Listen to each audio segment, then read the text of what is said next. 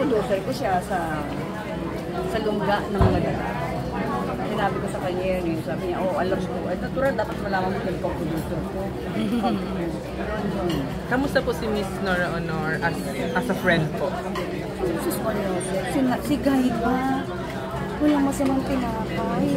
She's so nice. Kaya pag-usap mo, mamaya na wala na, hinahanap ko, pero kung gusto, nagtatago.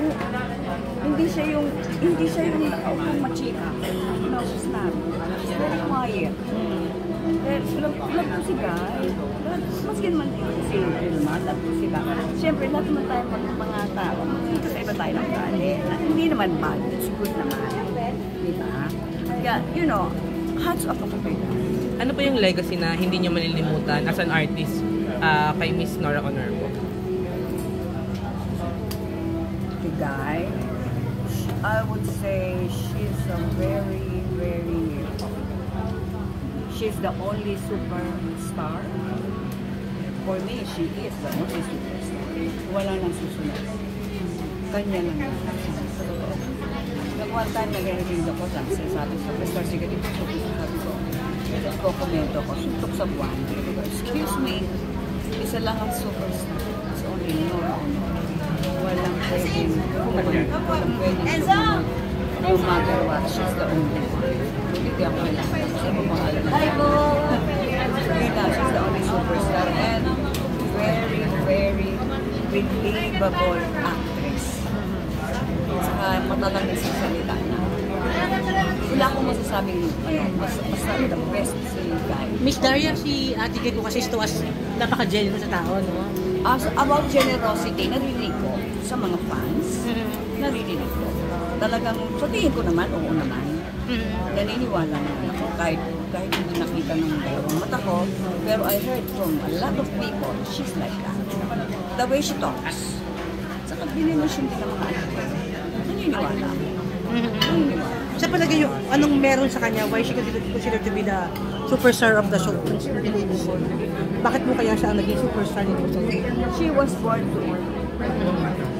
She was born to it. Siya talagang tinalaga sa kanya yun. Binigay ni Lord sa kanya yun. Kanina ko nga lang nalaman nung kwento siya na nung ginawa niya yung himala, na naginip daw siya na andito daw si Mama Mary. Napanaginipan daw na si Mama Mary. Kinilabutan ako. Kanina lang yun, siguro si mga around mga 1 o'clock p.m.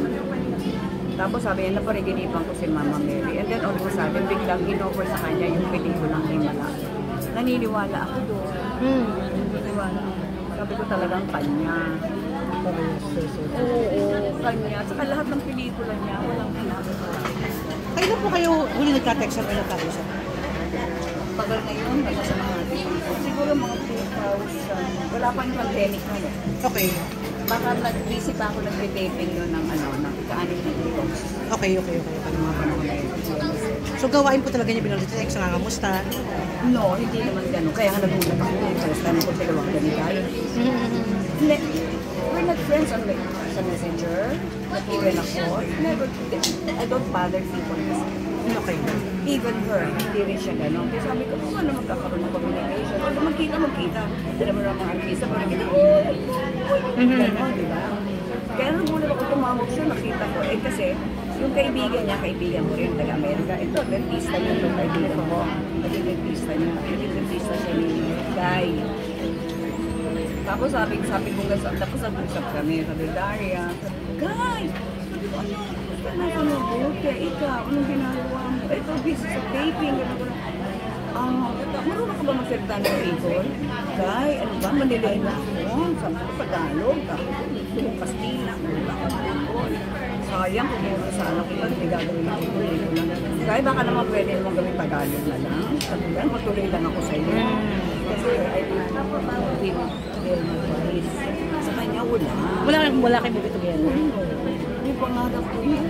Oo. Kaya ayun, yun ang pinag-usapan namin. Hindi na. Ang sabi ko, goodbye na kami. Then sabi ko, nakita ka kami. Ito nga sa wedding ni Osa. Nakatapsito. Sabi ko, Lolo, ano ka? Sabi ko sa kanila, paano ko? Hindi ko sa kanila eh. Sabi nila, best mo. hindi naman pwede. Ininom. Ewan ko sa kanila. Tapos na tama. Gumagamit ako. Tapos nawala na. Nahanap ko, hindi ko na siya nakita. Ganun siya, biglang nawawala. Hiding. Miss Daria, nakwento ni Sir Ricky Lee na may time na may public event sila sa CCP yata ni Ate Guy. Tapos nagtagil siya sa likod ni Sir Ricky Lee. May nangyari na bang gano'n na kasama mo si Ate Guy tapos nagtago talaga siya kasi mahiyain. Pero mahiyain talaga siya. Hindi napansin. Yun lang, yun. Natapos na nung magkita kami sa wedding nga ni Osan. Hinahanap ko na siya kasi gusto mo siya makatabi. Kasi ka lang ba ng comment? Basta wala na. Sabi ko, asan si Guy? Saan? Kasama yung makeup artist yung bading. Ayoko na hanapin. Kung gano'n nagtatago, hindi ko sinusundan. Kasi alam ko gusto ng privacy. Gusto siya na privacy. Tama. I know that. Basang-basa ko ang Gemini. Alam ko. Salamat po sa inyo, ma'am. Thank you, ma'am. Thank you so much. Sige, ma'am.